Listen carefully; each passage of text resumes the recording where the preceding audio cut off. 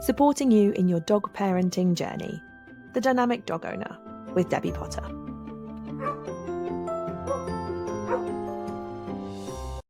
Hello and welcome to this week's episode of The Dynamic Dog Owner, the podcast designed to support you, the dog parent, in your dog parenting journey. Tash is with us today. So Tash is our trainer here at Potterpaws, or one of our trainers at Potterpaws. And you recorded, hello. Should I say hello? Hello. It's fine. No, we recorded an episode together 6 months ago when you were preparing for the arrival of your new puppy, Barney. We said we were going to do it more often because it was really fun recording together. And since that's fast. Could be worse. So we are going to make a better effort to record together because it's quite nice to have a conversation. And obviously you get different people's opinions, Evan, if you're listening. So Tash is with us today. So last time you were talking about Barney and the arrival of getting a puppy and how you were feeling in the preparation stages, what you were worried about, etc. Now, 6 months later, He's a teenager. yay! So we're going to be talking about teenage dogs and how much fun it is having a teenage dog in your life. Yes, and how much you forget from the last time you had a teenage dog. Bless them. It's one of those stages, we talk about it a lot in public classes, obviously, that people focus heavily on, I've got a new puppy, how do I look after it? It's really hard, it's stressful. And it is, obviously, it's a bit of a life change. A lot of people liken it to having a new baby and being like, sleep deprived, stressed, feeling like you're not doing a good job. And then after a few weeks, you kind of settle into that, don't you? You go, I've got my groove. You get a routine. And then within a blink of an eye, they're massive, gangly, teenage things, and everything's changed again. And no one talks about the adolescent phase. No one prepares you for that when you are getting a puppy. They go, oh yeah, puppies are really easy and they're really sweet and they're lovely. And then you've got this like rose-tinted image of it's going to be lovely all the time. Puppy, suddenly an adult, perfectly well-behaved dog. And you kind of forget that middle section and it's not spoken about. No, it's not. And even if you've had dogs before, generally speaking, it's a few years ago. Generally. I'm sure I'll talk about this later, and you've got this, maybe not necessarily perfect dog, because what is perfect, but you've got this adult dog that ticks all the boxes that you want it to, and suddenly you've got this little gremlin teenager, and you forget that your expectation has to change, and they can't necessarily do all the things your adult dog can do, but equally they're not this tiny little puppy that just sit and cuddle and sleep on you like they did 4 months ago. It's really easy to forget that part. I think especially when, obviously, we know, and I'm sure we talked about this previously at some point, there's the different stages of development, and that adolescents, they look like an adult dog. They've reached their full size, they're the right height, they're the right, width, and they look like a grown-up dog. But inside, they're still a tiny baby learning and stuff. And it's hard, I think, because we then assume because they're fully grown, they should be doing everything properly. Other people look at them and don't realise they're a young dog. And obviously you've got all the changes they're going through as well. It becomes a nightmare. Hence we talk about it a lot when we're working with puppies. Completely. I mean, he's 8 months next Monday. And there are some days I look at him and I'm like, why can you not just do this? Because you're a big dog now. And then other times I look at him and you still see that real happiness. And I go, oh, you're not still a baby. And as you say, looks can be so deceiving, especially because they do grow, regardless of the breed. Every breed in comparison, grows quickly, but obviously bigger breeds look more grown up. Yeah, sooner. But yeah, it's suddenly like this really gangly, leggy thing.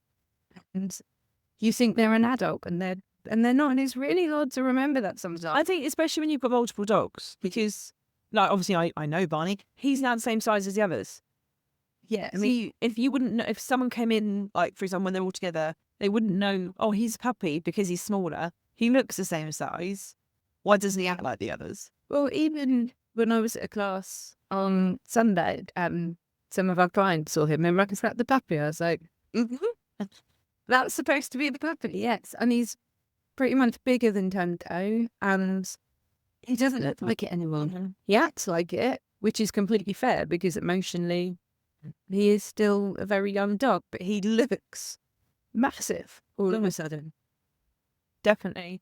And obviously, just to mention, obviously we have talked about adolescence, all of the stages of development in the podcast before. So talk, if you want to hear more about that, because we might not cover it today, I don't know.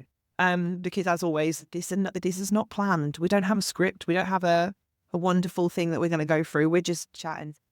So it's very likely to go the beast, Possibly. There is a previous episode that goes through sort of puppies, adolescent, adult dogs. So go and check that out if you want to look at this in more detail. But we'll be talking about more nice experience of teenagers. Yes. So, you obviously had Murph as a teenager, didn't you? I had Murph from a puppy, and if I'm honest, I don't really remember his teenage stage. Well, and this is where hindsight, well, maybe not hindsight, but this is where you kind of block out certain parts, isn't it? Because him and Rem are the same age, so they're going to be 6 this year. And so teenage stage, it was 5 years ago, give or take.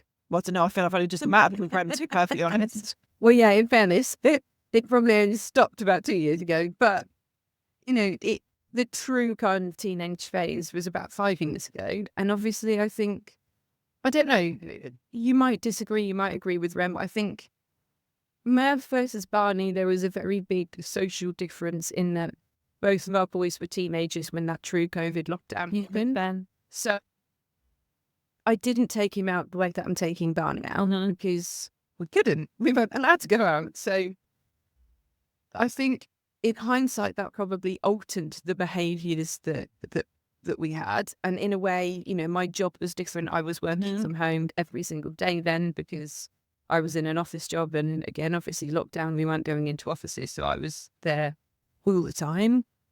I think the dog, Rufus, who he grew up with at the time, was a very different personality. So they didn't have the kind of playful interactions that Barney's having with him now. No. And I don't really remember. I remember bits of it. I remember he was far more bitey than Barney was, but he certainly feels like he was different as a teenager. Coco, I didn't see as a teenager. Well, I got her at 1.5, so she was kind of slightly older. And she's a girl. And she's a girl, and she's always been relatively easy. And she's my easy one, if you like. And that, a fair point to mention, girls generally, not always, but I mean, I'm going to say human teenager girls are easy, but teenage girl dogs generally, if you wanted to, really put a generalisation there, generally they're a little bit easier to adolescents. I would say so. From the testosterone. Yeah, you've just got seasons which, they might get a bit moody every now and again, but it's a little period in time. We see a lot of dogs, obviously.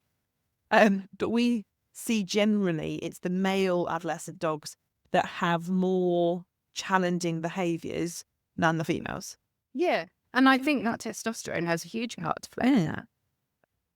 And, I look at Barney now. I mean, Barney, I don't know if he's... So there's definitely certain behaviours that I don't see. So Murphy was far more humpy as a teenager. My God, he would hump everyone that came in the house. I remember. You remember had a lovely time. Touch wood, whistle wood, touch wood. Barney hasn't started that yet. And I don't know, he's only got one testicle, bless him. I don't know whether that plays a part in how much testosterone he produces, whether it's, you can then start to go down the nature versus nurture route. Is it the dogs that he's growing up with now that his behaviour is influenced by? Is it testosterone affected? Is it? I mean, you never know. I'll never get an answer and know for certain. But he certainly is different in that he's off or he's on. Yeah. There's not a middle ground. Full of energy or sleeping. Absolutely. And he is leggier than I remember Murphy being. He puts the spring in Springer. Hats of a sure, bless him. And it comes with different challenges. Yeah. No, not necessarily saying that it's harder, worse, or anything like that, but it's different. Different. And I think that's fair. I mean, all three of mine as adolescents were different. And talk about humping, they all hump differently. I mean, obviously they don't hump differently, they all do it the same, but they hump for different reasons. Dave, obviously Leo, I didn't have as a teenager. He was my first dog. You guys have heard about him before, not much because he's passed. I mean, we got him when he was 2.5, so he had done the adolescent thing, and he was the easiest dog in the world, so I didn't really see any issues with him whatsoever. I think his previous family might have done. But I don't know what, because he's perfect. Dave's adolescence, I think, was tricky, not for me, but for him. Okay. If you know what I mean. I didn't find it challenging. Maybe I did. It was a long time ago. But he found it really emotional because he's quite a sensitive soul, as Dr. Dave. It's obviously what we call him quite a lot because he is a Dr. Dave. We've talked about it before. We talked about it quite a lot in one of our courses that we run. He had a weird adolescence. I'm sure I've talked about it in this episode on the podcast as well, to be honest. That, he had a lot going on in that period. We realised he had his genetic condition where he collapses if his body temperature rises too much, or if he gets too overexcited. Thankfully, it's well managed. He doesn't have any episodes. But we noticed that. Obviously, we lost our previous dog. He struggled in heat waves. There was a lot going on in his adolescence. And it's when he became a frustrated greeter. And I don't know where that came from because he was fine as a puppy and it just hit all of a sudden when he was 14 months old. And he's never fully grown out of it because he still just loves people and loves other dogs. But it's managed now, and it's now just him chatting rather than feeling like a big thing, like a Tasmanian devil at the end of a lead, effectively. Big bad Dave. And he's a big boy. He is a big boy. So his adolescence was tricky from that point of view, that he barked at things. But I don't remember his adolescence being challenging at home. Mm-hmm. I mean, he humped a lot. No, I mean, everybody in the Potter Paws family who works here has seen this at some point. I've never known a dog hump so much. But then he's humped from before we got him. I remember going to pick him up and the breeder said, "Oh, you've got the humpy one." And he was there humping his bed at 8 weeks old. So he's always been a humper. But in adolescence, that was an everyday activity. He never humped people. I mean, he does occasionally. Still now. I mean, he's 8 and he still will hump a person, but there's specific reasons why it happens.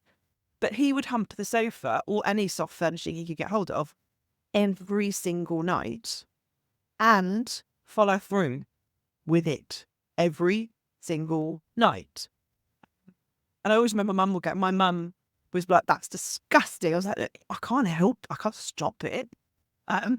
Well, your children don't need to have any sex education lessons, do they? They've got it all here. So it was interesting. And I've never had a dog hump like that.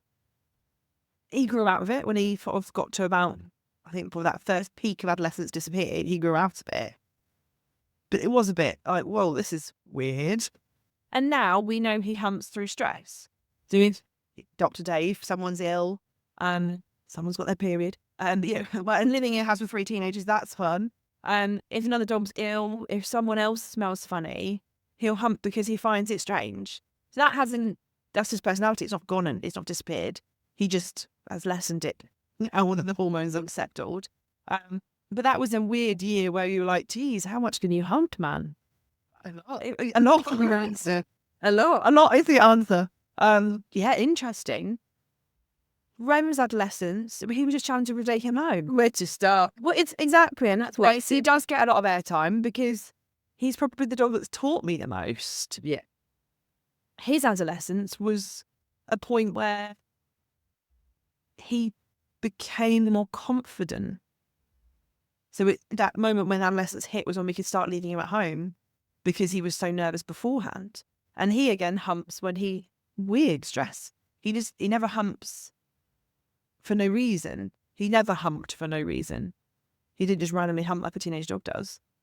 He does it when he is feeling overwhelmed and it's his stress response. But it's a different stress to what Dave humps for. It's an overwhelmed, I'm sure he's, everyone I think listening knows, I believe he's autistic. Because it is an emotional release. It's not for any other reasons. And then Fred was the opposite in adolescence. He didn't become challenging in terms of, oh my God, you're a hard work dog. He became challenging in, where's your motivation gone? Yeah, in some respects, Fred is so easy. In some ways. But also for him, it was the time that he almost started becoming more startled and things as well. Yeah. Didn't he?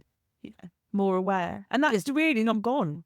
And to be fair, he's not even out of his adolescence yet. No. He's not 4. And they tend to say big dogs.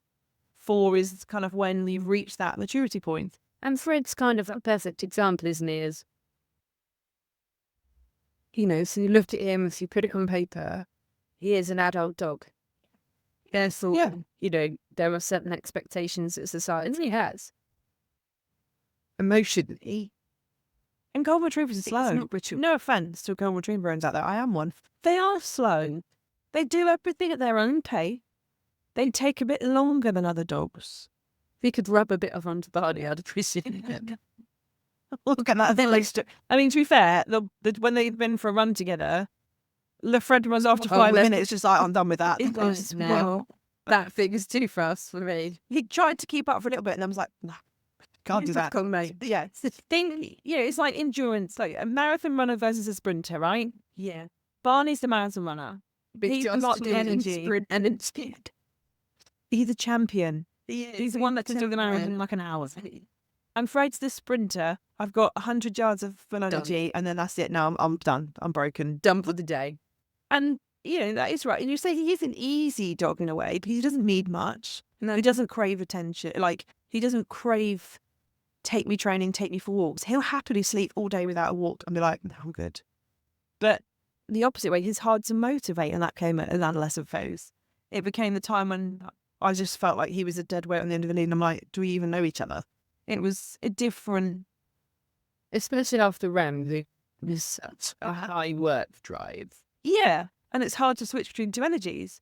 But I think no matter what dog you've got, adolescence brings its own challenges. Obviously, at the moment, yours is blimey when slow down. Yeah, I think, well, as you know here, he's, bless him, everyone jokes he's a little whirlwind here, isn't he? I don't know if he'll bother clearing up after him until the end of the day. Fair. Your poor mum had to sew a load of cushions back together because of him the other day. But, he, I guess if I look back at my goals that I sort of had when we last spoke, I think 2 of my main goals, one I've achieved, one I probably have for different reasons.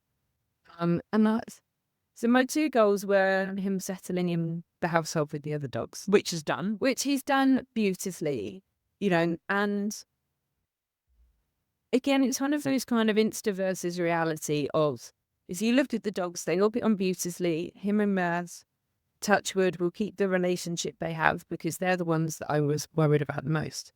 But they have the most beautiful relationship in terms of play. But that doesn't mean it happened overnight. Maz probably didn't really start playing with him until he was 4 or 5 months old. In those first 4 months, Varney was on a house line at home so that I could steer him away from making wrong communication choices with the dogs, and help him read actually when appropriate time to move away from the older dog was. And I think, for him, certainly watching him with other dogs, and obviously he's been in some one-to-ones and he's met all of your dogs apart from Rem now, actually. I think he does, he does have his quirks. We're working through some...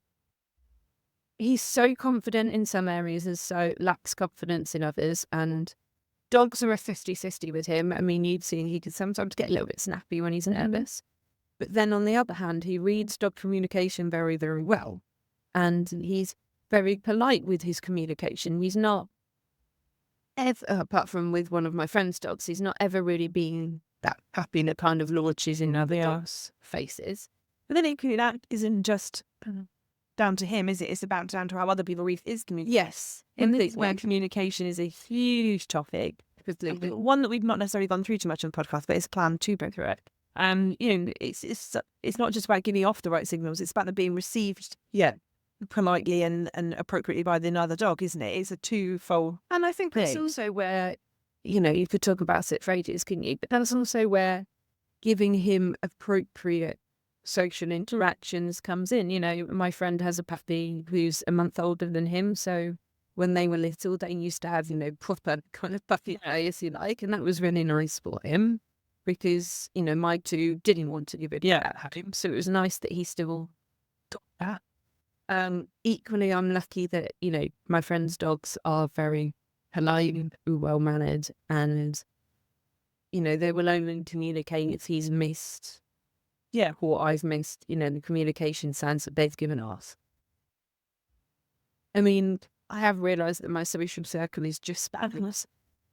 We need to expand our breeds.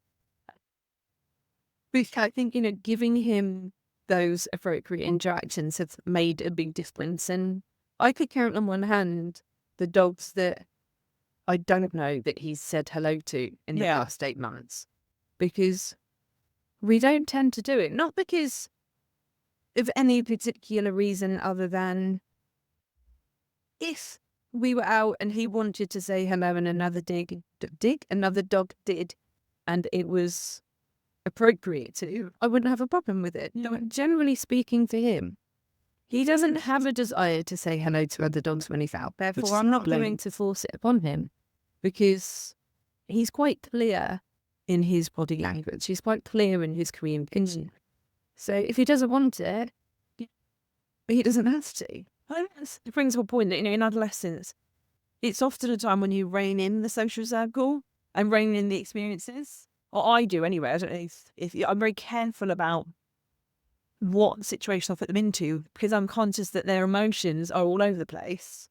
And rather than them, I find, and we talked about this a lot in the past, that my opinion is that adolescent years are actually more character forming than puppy years because puppies are, don't have a lot of experience. They're talking about the building confidence, etc. But often they kind of just go with the flow a little bit.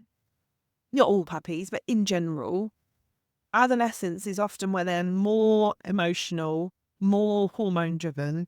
They tend to make poor choices and they tend to be read wrong by other dogs. Other dogs can feel or sense that hormone surge and then respond differently to them. They tend to have, less tolerance of life. They tend to be a little bit more impatient. All of those things that happen. And I find, for me, it's a time where I tend to go, right, let's take the pressure off a little bit. Let's make sure all these situations you're going into are ones you're going to succeed with so that you're not practicing not getting it right and you're not learning the things I don't want you to take forward for the rest of your life. It's not always you can't avoid it, at all. But classic things you often find it's a time when they find it really hard to settle in a cafe because they're like, why are we doing this? And you tend to take the brakes off a little bit and go, right, let's not put the brakes on rather. Let's not do that for a little bit. And then as they get used to it again, when they get through that stage, you can then try again and put the pressure on a little bit more. But I think it's knowing how to manage and how to navigate that time. It is tricky. It's really tricky, and as you say, every dog's different. As I say, with Mirth, November, December, January, February, March. So he was 7 months. So he was Barney's age when we went into lockdown. And I can't remember how long it lasted, decades it felt like at the time. And so I lost all confidence taking him to pubs, cafes, because obviously we had such a period hidden. And then he started being more challenging in the sense of, when boy dogs start, and I guess that's the thing, you can also want to take you anywhere. So that tends to be the time when I would stop taking my dogs out places. And, he started getting a little bit more reactive to other dogs, which is something I'll come on to with Barney. And I think I almost went the opposite way, where I just didn't do it at all, as opposed to chose the right time to do it. Fair. And I probably didn't start taking him out again. Not out of, but, to those situations. Yeah. He was locked in a house. No, I didn't start taking him to those situations till he was probably 2-ish. And I think that was probably right to him, Yeah. Barney still probably is the dog that comes out more because I don't know, I feel completely different with Barney than I did with Murph. And I was talking to someone about this the other day, and it's almost that it was the vet I was talking to, funnily enough. And we were saying, how people say knowledge is power. And sometimes it's not. Oh, no, it's not. Knowing more this time round, I overthink I know it's not like me, but I overthink things so much more. I feel like I'm more hyper aware. Yeah. I feel that I'm trying to do right by him, but then I'm questioning it. And am I doing enough? Am I doing too much? And then, I was sort of saying to her all this, and then she was saying, but then on the other hand, people say ignorance is bliss. So you've got knowledge is power and ignorance is bliss. And which is I think I prefer the first one, the ignorance part. Yeah. Because if you think, I look back at Leo, I didn't know a thing about dogs. I didn't. I was a very, very naive 21-year-old who took on a rehomed dog with no house for him to live in. When you wouldn't be able to do that now. No, I mean, I live with my mum. And I was Like like, 50 quid for Rufus when we rehomed him. £100, yeah, that's exactly what I paid. And I was like, he's mine. Ian's day, 21, we come on.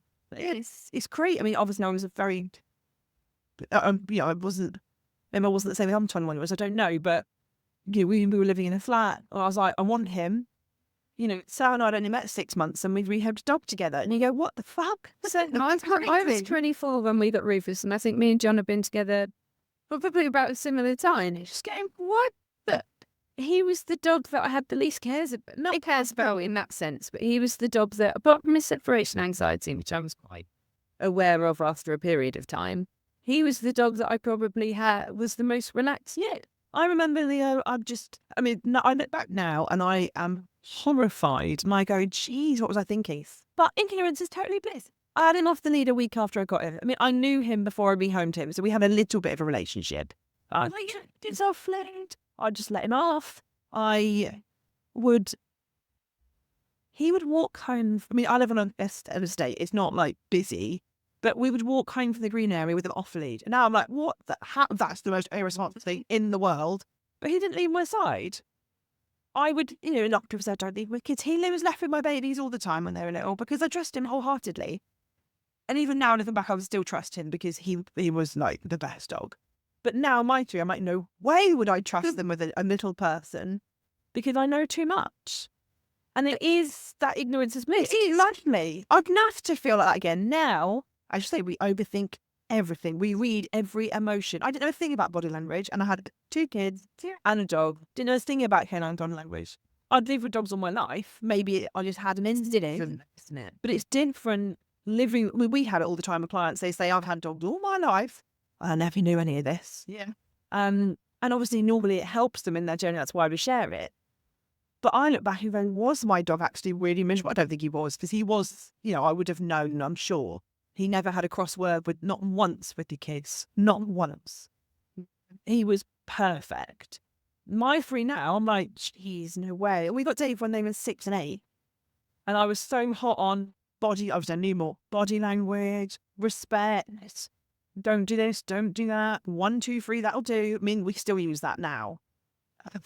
I mean, I think that's a good principle to go by, but yeah, I mean, like now, the anxiety I have about Barney, and half of the... You overthink everything. Oh, completely. I do too, not just you. No, we do have a bit of a running joke that I do, obviously, overthink a lot. Those of you that know me and work with me will know that. I do, and I think part of the reason that I've done things, there are some things I've done so totally different to anything I've ever done before. As I say, bringing him into the house, I think was just different. I thought, I don't know, I probably left Mercy and Rufus to it a little bit more, if that makes sense. But I don't remember anything sort of untoward or bad. This time I definitely managed that communication more. I don't know whether it's because I had 2 rather than 1, which makes a difference. I think also in the back of my mind, I'm aware that Mercy doesn't have a lot of tolerance sometimes because of certain reasons. I swore this time round that I would look at crate training. I didn't. Well, no, I tried. But Farney's a dog that he used to have such anxiety when we were doing crate training that he'd boo himself. And what's the point? So Counterproductive, isn't it? You train in a crate, but actually you're reinforcing anxiety and Completely. and discomfort at the same time. What's the point? I It's think not right for everyone. it's not. And I then look at it and well, what do I want? I want you to just be able to chill in the house.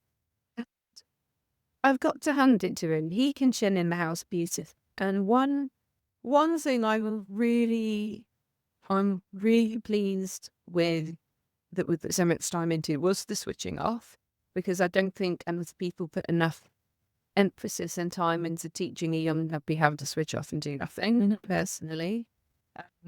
And that's, that's partly society driven, of society telling us what we should do as dog owners. But I think teaching them how to do nothing is so exceptionally important And overlooked. and overlooked. And, equally, I know people, kind of say now, well, my dog's now 7 months, that I can't get him to chill in the house with my other dog. Mm-hmm. And they've done crate training. And look, I'm not bashing crate training. It's, there are some times when I wish Merce and him were, because Conco is, because there are times where it would be immensely useful. So, don't get me wrong at all. But their dogs can't chill in the house together. But, for me, that's one of the big goals of how my life works and how my house is set up for my dogs. And he's learned from 8 weeks old that he can just chill with the others. And for him, that also means it's quite transferable to being able to chill around other dogs as well. And that is the other thing. I mean, obviously, I'm not bashing it. I've never crate trained my dogs because I don't see that I need it. Because again, I'd prefer just to go, I'm here, I chill. They don't find it as easy as yours do in multiple places. They do it at home. Home is chill. Places with comfortable holiday homes, chill. But not everywhere. 2 of mine can do it here in the office in the barn. 1 can't. But that's just him. That's just his special quirks. But they don't find it as easy. But at home where I need it, they do. And I don't, if you have a crate, you go on holiday, you've got to take 3 or 4, well, obviously we've got a lot of dogs, but I can't take 3 crates on holiday with me all the time. That would be a right pain. And I mean, Well, they go. well, completely. I remember when we first got Coco, I took her crate up to the mains with us and did the same stripping space and leaned up. But, she is my one who's crate trained, and there are so many benefits to it, because when she's injured herself, which is Often. it means I can put her somewhere I know she's safe overnight, for example. Or, when she came to Buck Show with us, I know that she can. That being said, my boys will chill in a crate in a car, no problem at all. Context. Mine will chill with flat in the car, no one. Yeah, But not. So, I see benefits of it. Don't get me wrong at all. It's just hard to transfer that into other settings. It is hard to transfer that. In a way, my view on it, we can't do digressing, we said we would, is it's a bit like puppy patches. I've got to train it twice. I'm teaching you to chill out in your crate, and now I've got to teach you how to chill out outside of your crate. And it's that some people want a crate long term. And that's cool. I personally would only use it as a very short term, I need it for injury, etc. reason. I wouldn't want one for the next 10 years in my house, personally. I effectively cut out the middleman and go, I don't need you in a crate. I don't have space for a crate. Not 3 or 4 of them anyway. No. I won't need shit. Look at it. Exactly. They just thankfully built over the top of them. And I just go, right, I need to start in the house. You don't chill out here. You're teaching one thing once. And I mean, for me, what I've then been able to transfer that to is I'm lucky enough that I've got like a little room downstairs that isn't really used. And I've made it into almost like a dog room, if you like, where, if we do have people round for dinner, they learn to chill out in there. If, the postman comes to the door, they go in there while I answer the door. If they're wet after a walk, they go in there to dry off. So I suppose you could argue it's still being contained, but in a bigger space, and then we'll have to with that. Yeah.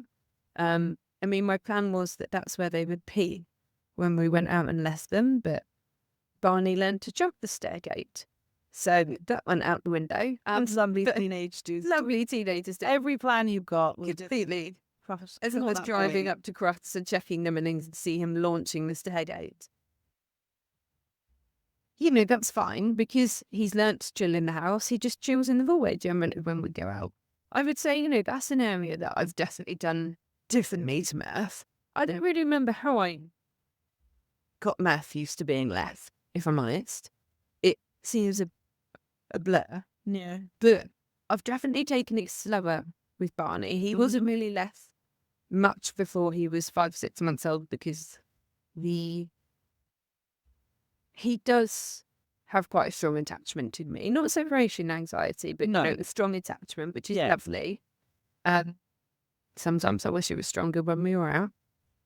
That's a different story that we'll come on to. But I have definitely taken that slower with him and let him build his confidence. And I would say 90% of the time now, we're good. And he can do anywhere between an hour and a half and 2 to 3 hours, depending on what we've done. Yeah. There are times of the day I know he finds it harder. So when he's got a lot of energy first thing in the morning, he finds it hard. Naturalist. You know, I've learned that he has to have all the curtains closed because otherwise he just sits and barks out the window. Which again is a teenage thing, Which is cool. yeah. We have the TV and the radio on. They have a tube before I leave. And, you know, years and years and years ago, I remember someone telling me that you shouldn't make a routine for leaving your dogs. I have to with Rufus because he think it struggles depends. with sudden disappearing. And for me personally, it's something I've just carried on with my dogs. And Yeah. they seem to respond quite well to it for them. So for him, you know, it.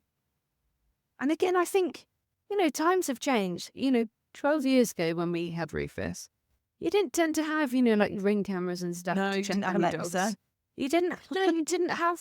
It wasn't as easy, It was wasn't it? as easy, you know, whereas now, God, you know, my house has got cameras everywhere downstairs and, you know, it's a positive because I can see what's going on. Equally, it's a negative. But you can't sit check on them. Constantly check on them and That see is what's the going thing on. So again.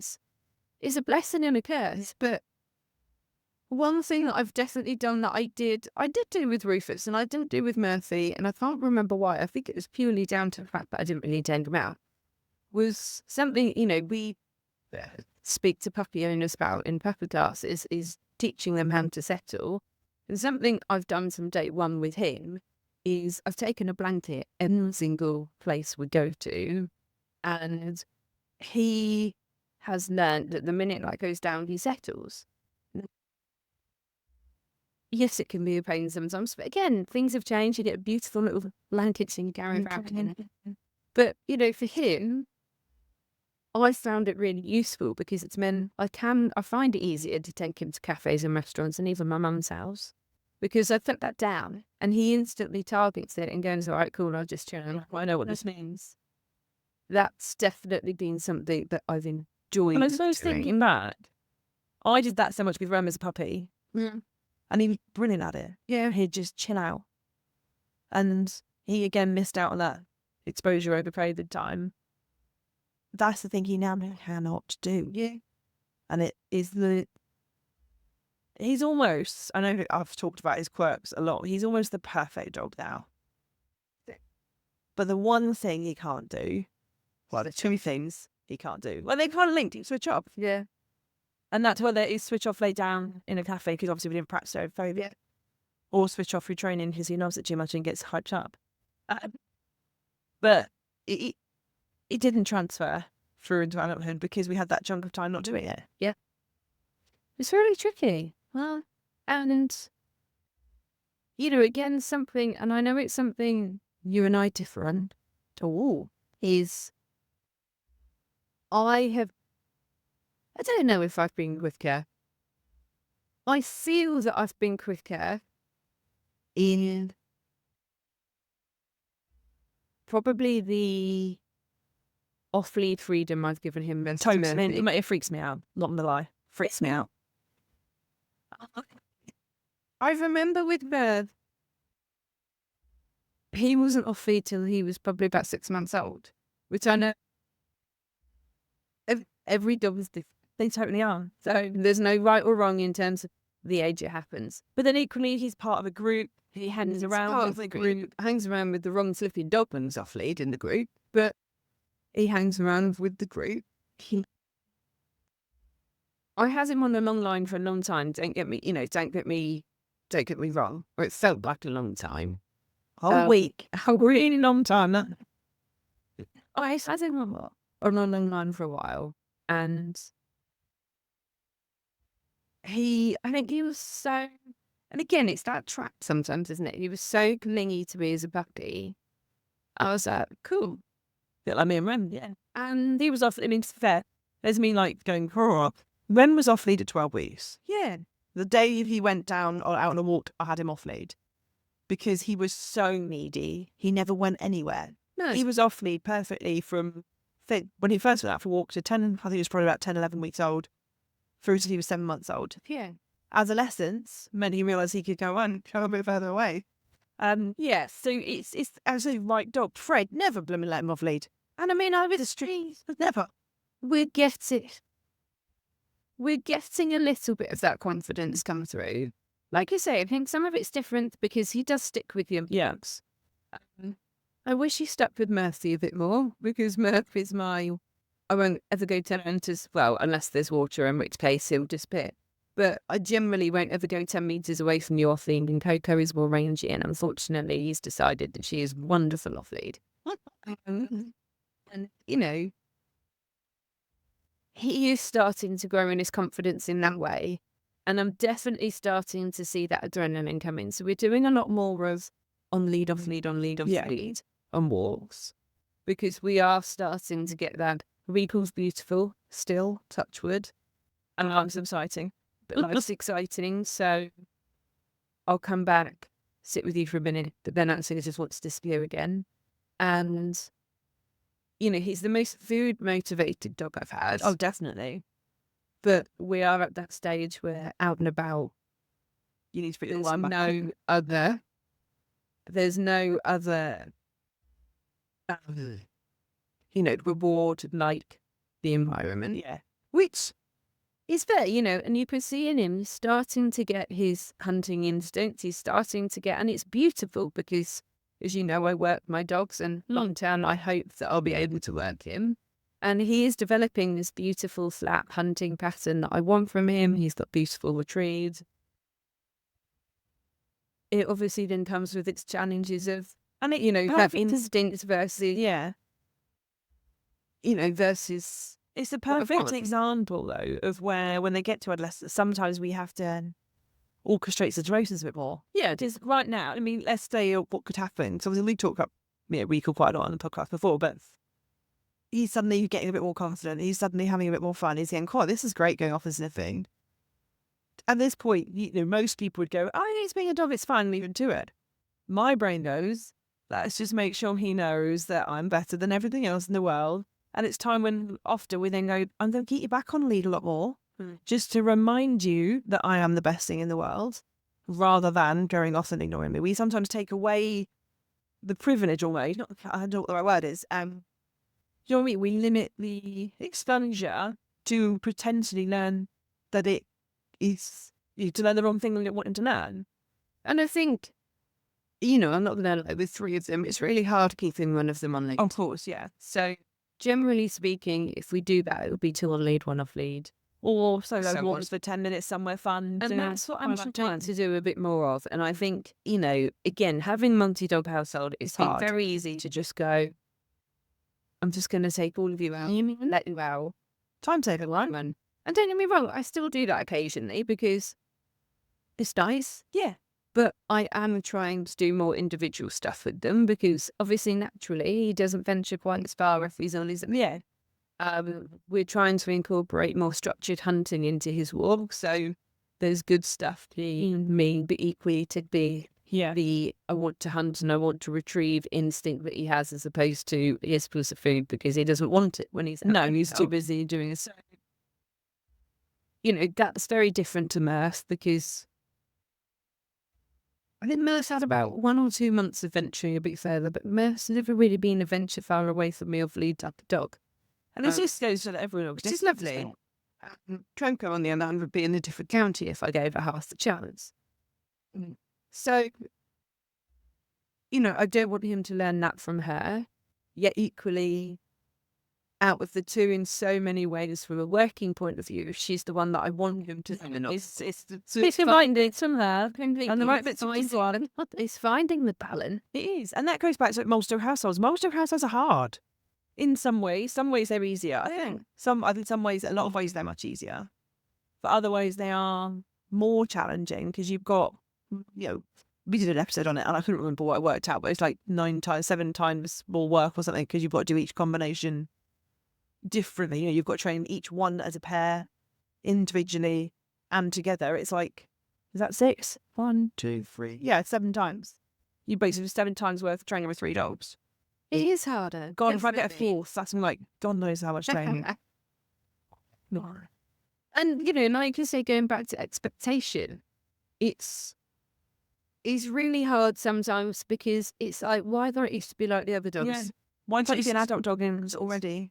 Do it. And equally, I don't want you to because there are so many little puppy traits it still has and I love. When he gets tired and he digs at furniture to go to sleep, he lays. I've never had a dog that lays across my face quite like he does. Gives him cuddles, especially when he's tired. He is so affectionate, which is nice. Yeah. And I hope that never stops, bless him. And I can't remember where I was going with this. There was a point to this. We'll come back to it, I'm sure. We'll come back to it. But, there are other things that that was it. Training them all individually someday. There were times when you go, well, she can do it, why can't you? Yeah. It's hard to change. She's nearly 5. Yeah. She's had a lot of trainees. She's done a lot of, just looking specifically at gun dog work because we were in a gun dog class. She's done a lot of this already. Equally, she has a lot of basics still to recover because it's that classic, as you get better, we make it harder and harder. Of course. You have to the basics. But I found it really frustrating training him. I think that's where a lot of people will, because, if you're out for a walk, you compare your teenage dog to the 5-year-old dog walking down the street currently on the lead. And everyone compares, don't they? They do. And I mean, lead word's something I'm trying to do more of with him. Good. Because he's going to be a big boy. He's so muscular and ready. He's strong. And people underestimate how strong dogs can be. And, especially as a teenager where they're walking along and they go, oh, smell. And they like lunge. So he's that classic, yeah, and off we go. And classic teenage dog. Do I try it when all 3 are on the lead together? No, because it's a nightmare. So we do it individually, and it winds my husband up because he kind of goes around in circles. But he has a nice little reset cue. I'm quite happy with that. That's fine. There are so many things that he doesn't do. I'm touch wood, quite lucky with the only thing he seems to like to eat is sticks. So could be worse, though it is frustrating having sticks in my house all of the time. But he is just so different. But then, like we were talking about the other day, I think in teenagehood, you then hit this wall at some point, and it comes differently to everyone. Am I doing the right thing? Mm-hmm. Am I There's a lot of exercising emotion that comes in. Yeah. Am I not exercising him enough? Am I socialising him enough? Am I not socialising him enough? Am I taking him out too often? No, I'm not taking him out enough. Am I leaving him too much? Am I not leaving him enough? Am I training him? And suddenly, you will just hit this whirlwind. God, I'm failing at it. Yeah, I'm the worst dog owner in the world. We've all been there. Week before, I was texting you going, oh my God, I'm doing everything wrong. I'm failing at this. And you're not. It just takes. It's overwhelming, isn't it? And again, this was one of the points of the podcast is that it's not just about the dogs; it's about our human emotions and how they affect our training so much and our journey with our dog so much more than you ever imagine they will do. Oh, so much. It's no different to having a child. It's anyone or husband, whatever, wife. parent, whatever relationship, we always feel like we're not giving enough, not doing enough, and that we're failing life. It's just it's fun parcel, isn't it? And it's that, recall. Are you listening to me enough? Are you not listening to me enough? Are you pulling me too much on me? Do you not spreading all of that and less of that? Which bit's important? Which bit's Should going to I grow out take of? you Which out bit with not the going to grow others? out Yeah. of? And, reactivity is a big one that started to develop with him in the last... Well, he's always been a little bit nervous, snapping around other dogs. But, recently, again, another development of teenageness, we've started barking a lot more at other dogs. And I was going to mention barking is really common in adolescence, isn't it? I took him to the vet last Friday because, again, he's been having a limp, which is down to everyone I've spoken to, vets, etc. We think is growing pains. Touch wood. And, that's put a big anxiety of, am I doing too much with him? But I don't think I am.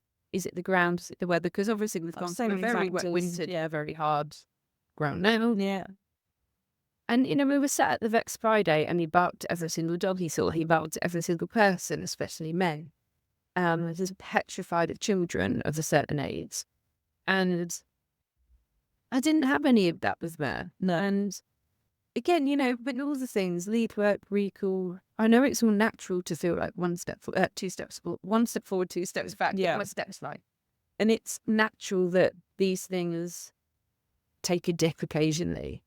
And I know all of that. And I know how to deal with all of that. However, when you put emotion into that, it changes it completely. And God, the amount of times I've been in tears recently, not because of finding him hard, but because of feeling like I'm failing him and not doing it well enough, is crazy. And as I say, his reactivity, Merce didn't have at his edge. And again, you could argue that was maybe because he didn't have the social experiences that Barney's had. So you don't know, too. It could well be a positive of COVID. Who knows? Who knows? And, we're working on it and I know how to work on it. And that's part of the reason I take him out. When I say take him out, me and my husband went down the pub on Saturday to meet some friends and them that I've music. I contemplated taking him and then it was one of those, no, I know it's going to be far too busy. He's not going to cope. What's the point? And typically when you met it, as you turn up, it's dead. You go, damn, I should have taken him. That's what always happens to me anyway. Equally, another night, I would take you because if I was going in the week, for example, and quiet hour, I know it's going to be quiet, so I'll take you because I can train you in that environment. So it is definitely finding the balance between the two, but it is one of those where teenagehood is hard. And that's coming from a dog trainer. Yeah. We want, I love it. And it's really fun in a way because it's a really fun age, I think. I think it is. I love it. It's just a bit weird. I love Adelaide. It is fun. It is. And I'm really enjoying like every aspect with him. But that doesn't mean that emotion doesn't take over sometimes and you find it overwhelming and you because you compare yourself to other people. Of course you do. And the difference is you've got the knowledge of knowing what you're doing. You know how you're doing it, you know what you're doing, you've got all the skills. But, human emotion will never replace that. And as we say, it's where that ignorance is versus knowledge is power comes in. Just because you know it all, it actually really makes it harder in a way because you overthink everything you're doing. But you're still going through the same parenting, dog parenting journey as anyone else would. It's tricky, and we find it hard. I've found adolescence challenging with all of my dogs in different ways. If we find it hard, as a dog parent, a general dog owner, it's perfectly normal to find it really hard and really overwhelming. And it's one of the, I don't know if the statistics still say them. I remember last time I read it was that adolescence is the common age to rehome a dog. Yeah. That beginning sort of 7 months to, I think it's like 7 months to 14 months or something like that is the common age that rescue see dogs come in. And I think because what adolescents have sort of certain people around you is really useful, obviously. I would argue it's the time that training's really important for him. Even if it feels like you're absolutely failing at every class you go to. Because most adolescents do, they go, oh, this is awful. But you're in the right space to learn and feel supported. the amount like Friday morning classes I've come to where we've not really done much other than we're just not barking at chapters and Well, that's dogs, good. and I haven't necessarily done the stuff that was in the class. No, we've done bits that have helped. Yeah, makes sense. That's where, in a way, we've got a lovely Buffy group, litter, and that's where, sometimes it can be a challenge because you could start comparing yourself to everybody else on there and go, yeah, oh, he's not doing that, but that dog is, and he's not done that yet, but that I'm dog not doing is. that one. Yeah. But then on the other hand, it's so nice because they're all the same age. So generally speaking, they might not be the same challenge, but everybody is going through something generally around the same time. And one finds, I don't know, looking at home easy, the other person finds something else difficult. exactly. And that's where it can be really, really nice because they are all the same age and in the same boat. And it's lovely to see them all run and see who they become individually. But yes, definitely where having people around you to kind of go, no, you're doing a good job. Well, this is normal.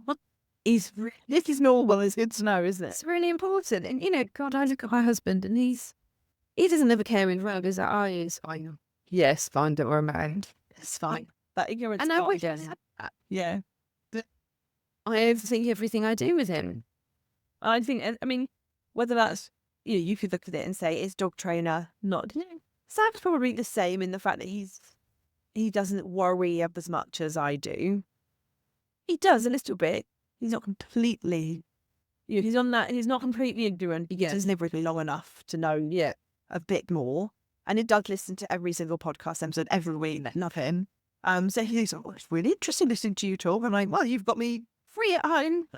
Less. You can ask his preference any time. But we, don't, obviously. No. So he's not completely ignorant. He's obviously not got exactly the same knowledge, but he's kind of somewhere in the middle. He's on his own little spectrum in the middle somewhere of, not completely ignorant, not too much knowledge. Even he will still be like, don't worry about it with most things. It's me that's only overthinking all the time. Is that a dog trainer thing? Is it because we're women?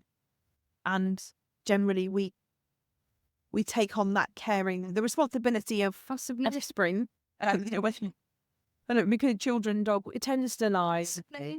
As a mum, you tend to find more guilt than men do. Maybe is it women? Is it men? Is it individuals? Who knows? But I think it's all there, and it's hard. It's normal to feel this way. It is really. But I would like to be ignorant. I'd like to be more ignorant. Yeah, it's so stupid, isn't it? Really, it really is. It is, but it is a fun time, and it's one of those times where it gets people down a lot. But it's definitely a time to look at, something I've started doing more so for, as I say that kind of little growing pains he's having, but actually something that is nice, and we recommend people to do it sort of with puppy behaviours. It is nice keeping like a little journey, a little sort of diary of journey. I'm not saying like every day, masses pages, but even if it's keeping a little track of where you are training wise. Yeah, because seeing the little wins, it helps. It really does help, especially when you're going, oh God, this is hard enough doing everything wrong. Yeah.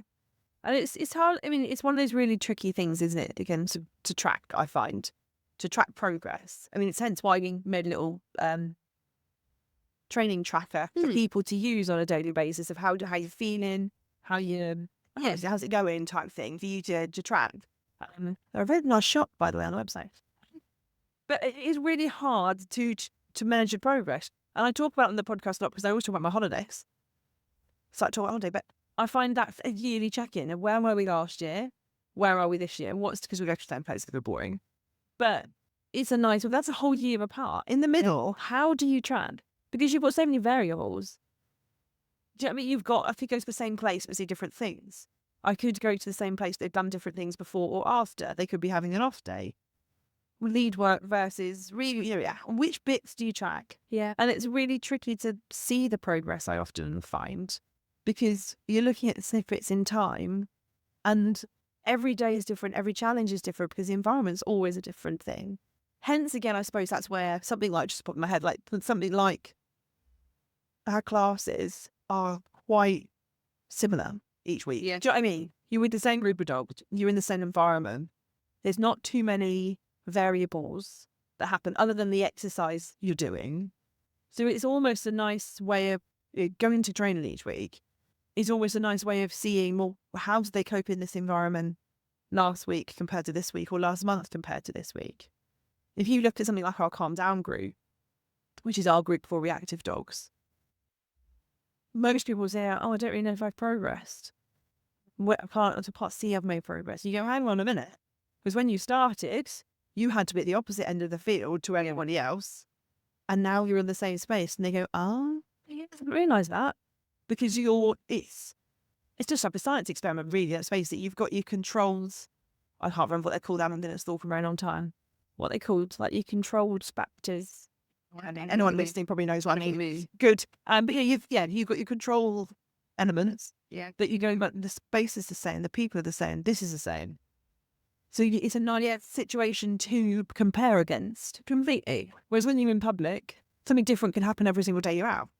Or you go to a different place, and you can't compare a lead walk to the shop with a lead walk in the woods. No, Because they're completely different. completely. And like using his confidence around other dogs as an example, generally speaking, big dogs, probably because we don't have a lot in our social circle, big dogs are dogs that he finds not necessarily scary, but harder to know what to do. And they And don't behave move the same around. as a spaniel. Exactly. But, Coming to class, he's got quite confident, goes all with Reggie and having a sniff of Red Tang and Reggie having a sniff of him. And, and he's a big lad. And he's quite happy with him. And that's quite nice because, I look back and go, well, a few months ago, you wouldn't have been happy with him doing that. And you would have reverted to snapping it down. So, that's a nice little you can kind of measure and change. measure to see how he's doing in that respect. Yeah, exactly. It's nice. But it's one of those things, isn't it?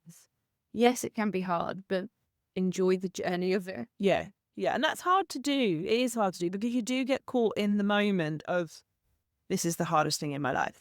It is really tricky. And adolescence is hard. So many things come up. So many things that are disruptive to life. And I think, for me as well, it's one of those things of every person will have an opinion. Yep. Of whether you're doing it right or you're totally. Be that your mum, be that your friend, be that your vet, be that your trainer, be that your groomer, whoever it might be. Everyone's got an opinion. Everyone will have an opinion. There are probably little snippets in each that are valuable. Yeah. But doing what's right for you is the best thing to do. And I think, hitting that teenage phase, boys will grow in terms of confidence, generally speaking, because of their testosterone. Yeah. Girls will have that first season. And I think, there's a part of not rushing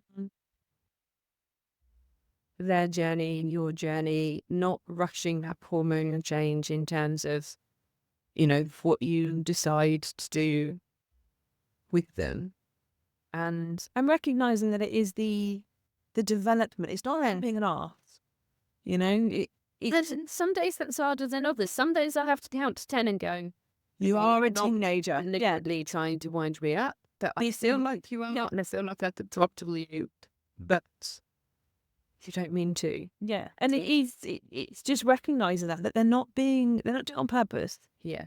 And this is like parenting for humans as well. It's not just then, I want to ruin your day. I want to be an arse.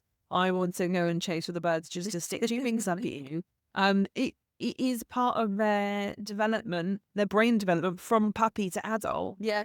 That means they are naturally more impulsive and irrational and act in the moment rather than thinking.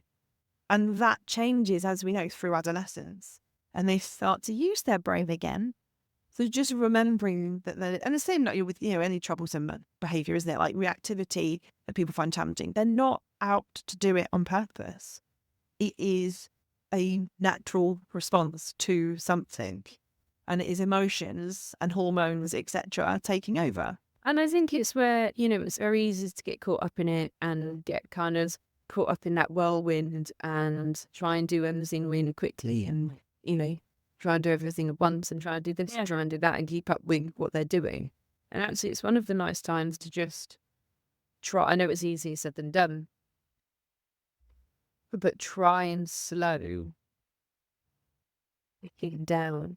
And expect less. Set realistic expectations. Like with Fred, for example, my expectations are there because of who he is. I don't expect him to do any training when he goes to a class. I just expect him to be happy in the environment because that's all I need from you. I need you to be happy and chill here. I need you to remember I'm here, please. That's what we've been working on since he was a teenager. As I said, we're at the end of that journey now. That's all we've focused our attention on. He can't do tricks. I mean, he can do one, okay? He can, or maybe two. Actually, no, 3. One's a bit naff. He can do 3 whole tricks, and he's 4. He can walk nice on a lead now. He can recall a lot of the time, not always. But that's because we've taken it so damn slow, because that's what he needed. I think it's kind of, we measure success on what is on Instagram. How many, you see the dogs that can do 51,000 tricks. Mine must be stupid because it can't do it. Every dog is so different. And it's making sure that they are happy in themselves and that they do what's right for them. Well, it's different for every dog. It is, and I think it's also quality over quantity. I'm not going to get into it now because it's a completely different. It's Let's do one of two, but things like letting them have rest days, which I'm a big believer in, and letting them have downtime to decompress, to process. There's a podcast episode. Off on a slight tangent, I don't profess to be an expert. Like when horses are broken in, there's a certain age at which a lot of people will turn horses away and let them live out some out of winter to kind of process effectively what they've learned and the growth that they've had, and kind of allowing our teenage dogs to do that and going, actually, maybe me doing, and it's something that I'm trying to implement at the moment, is going, rather than going, you can all just run around the field like lunatics for 20 minutes, which is, I don't want to restrict them having fun. No. Instead, you could do that for 5 minutes at the end of a session together rather than 20 minutes.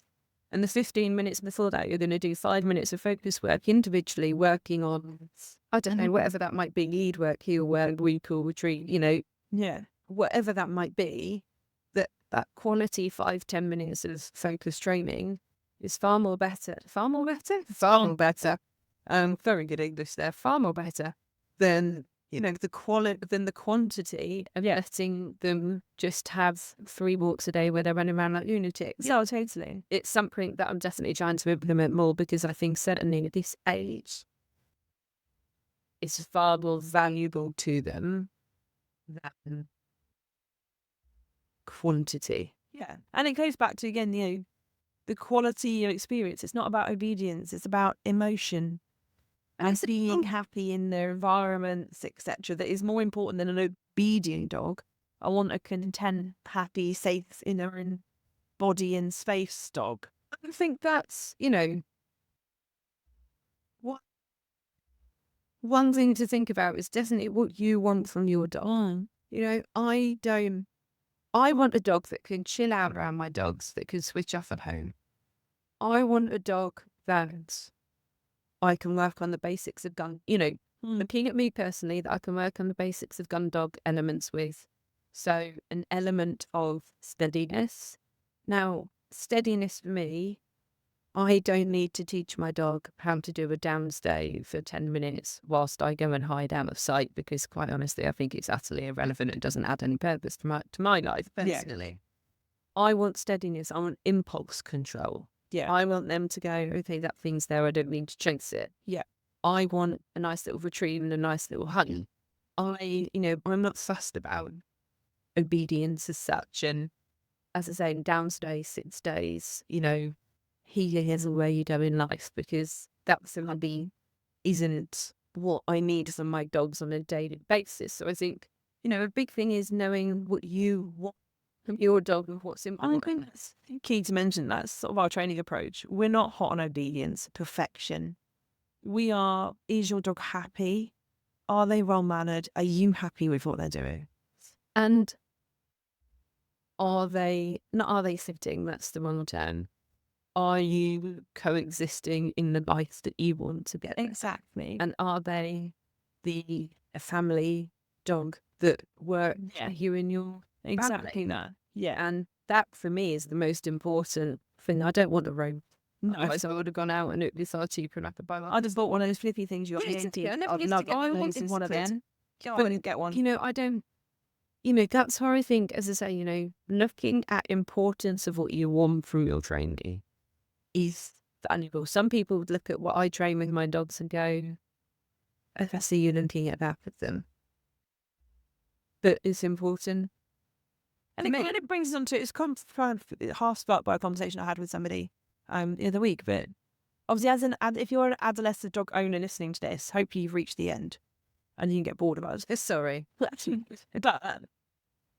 if you're looking for training, finding a trainer who actually listens to what you want from your dog is really important. And I've spoken to a couple of people recently who have worked with a trainer, both different trainers. They haven't told me who it is. I don't know. We don't pry. You tell us what you want to tell us. But the trainer has delivered training that what they think is what people want. And the person says, but that's not important to me. Finding the trainer that works for you, who trains the way that you want, and trains what you want. So it's always the first thing you ask, well, what did you want from working with us? What is your goal? If you want to do this, we'll help you towards that. If you want to do that, we'll help you towards that. It's what's right for you. Yes, obviously we'll provide guidance, and if we strongly disagree, we would give you our opinion in a very polite way, but we're not saying we're not going to help you with it. I disagree, but like, for example, crate training. If people ask us about crate training, we'll help you crate train. We don't do it ourselves because we don't see the value in it in an everyday multi-job household necessarily, but we'll still teach you how to do it. I don't see the value in he will work everywhere you go because I don't think it's fair, but if that's what you want to teach, I'll teach you how to do it because it's what you want. Everyone is different, everyone's expectation on lead work, recall, etc. is different. So if you are struggling with an adolescent dog or finding adolescence fun, look for a trainer who will help you reach the goals that you want with your dog. And I mean, one final thing I would say with adolescence is, in some respects, the training I'm enjoying doing the most with him are his fun elements. I was sent word and his gun dog training for me and to him, because it ticks, his breed, his breed enrichment. But, for me, they're the elements that I enjoy doing the most. Do they necessarily on paper tick the recall, the lead work boxes? No, but they tap into his natural innate breed instincts. Therefore, he is being more satisfied, which in turn means that when I come to train his lead work, he is a more satisfied dog, which makes that element easier. And it's fun. It is. And the fun, if you're having fun, if your dog's having fun, and the pressure to reach a target is off, you enjoy the experience, your relationship grows, your connection grows. Yeah, you may be working on hunting or scent detection or whatever it may be, but the connection between you and the relationship and the communication's growing. And then that, without us even realising, transfers into the essential stuff like your lead work and your recall. 100%. So it kind of doesn't sound right. I'm sure we've mentioned on the podcast before. It's a bit like kids learn through play, isn't it? You don't think they're learning anything, but actually They are hugely. He started a little bit of scent work at 4 months old. He's epic. And he's amazing at it. But I do stand by that in some respects it helps in lots of other areas. So it helps control, it helps with focus, it helps around other dogs, Yeah. it helps channel energy, it helps calmness, it helps so much. But it's fun. But it doesn't have a purpose. No. Most people go, that's not what I want lead work. But if you do this alongside your lead work, you're ticking both boxes and you're working on it in a fun way. Having fun with your teenage dog, I think, is most important. Lowering their 100%. expectations, having as much fun as you can, taking the pressure off as much as you can, and enjoying the journey with them. But it's not easy. It's not a quick journey. But it is the longer. You think puppies, they're only puppies for a very short period of time. They're an adolescent for a very long time. They are. And learning how to navigate and survive that is really, really important. It is. That brings us to a natural close, because I don't know how long we've been nattering for. Oh, we could go on for hours. We could. We just need to pause and there's a new topic. Tash is going to be joining us on the podcast more frequently. Well, it's quite fun. It is quite fun. Just because you get, maybe you're just bored of listening to me only, I don't know. But obviously we can have a few debates about different interesting things. So if obviously you've resonated with listening to us talk about adolescence, We'll have questions or on adolescence. absolutely get in touch, comment where you can obviously listen to our podcast on the Spotify, Apple, Google, all the different things. We're on all of them. And obviously if you're watching and you like to watch, you can see us on YouTube too, and our lovely new setup. Mascara on everything this morning. You can have more than I did. So do obviously wherever you like listening to, listen, comment, get in touch with us on our socials at Potterpaws, whether it's Instagram or Facebook, or just drop us an email. hello@potter, no S, paws.co.uk.